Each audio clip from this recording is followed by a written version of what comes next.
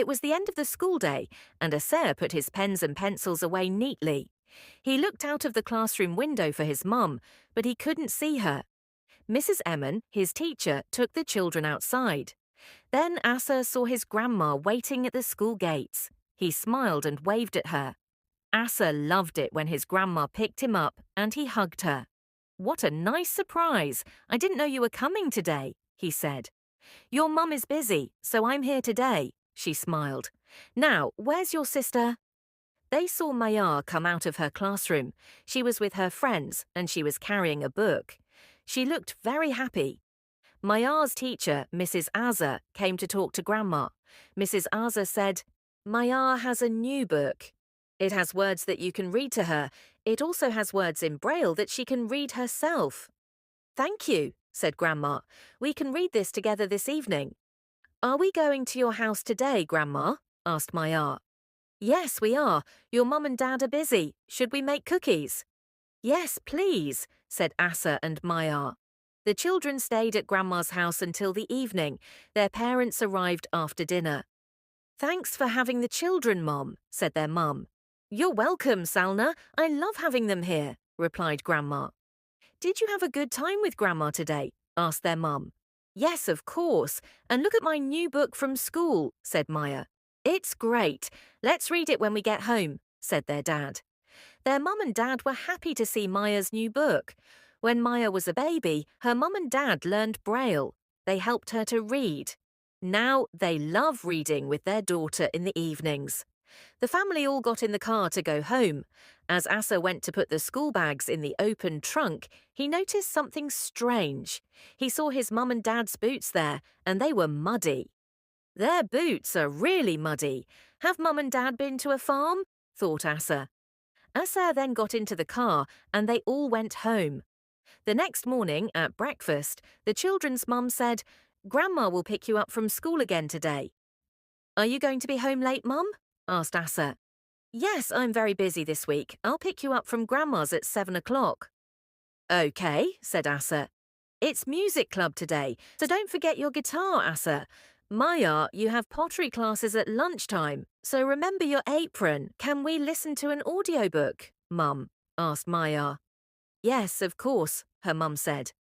While Maya and her mum chose an audiobook, Asa looked out of the window. He was thinking about his school concert next week. He hoped his parents remembered it. He really wanted them to come and watch him.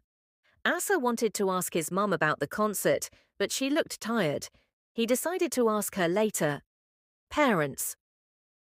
On the weekend, the Pare were busy again. Salma planned to take the children to Grandma's. It was a beautiful day, so Asa decided to take his football. He went to the garage to get this football. Outside the garage, he saw his dad's shovel. It was covered in mud. Asa looked around the yard. There was nothing different there, no new trees or plants. Why was the shovel so muddy? "That's strange," thought Asa. Asa and Maya went to their grandma's house every day that week. Asa was worried about the concert.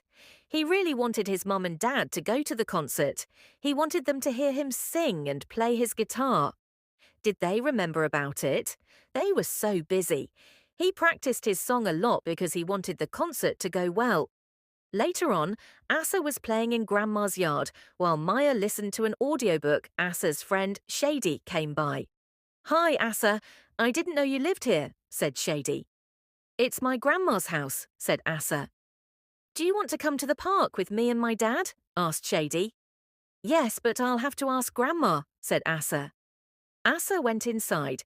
"Grandma, can I go to the park with Shady and his dad, please?" he said. "Yes, of course, Lake your water bottle," replied Grandma. Asa and Shady had fun in the park. When they got tired, they sat down by some thick bushes.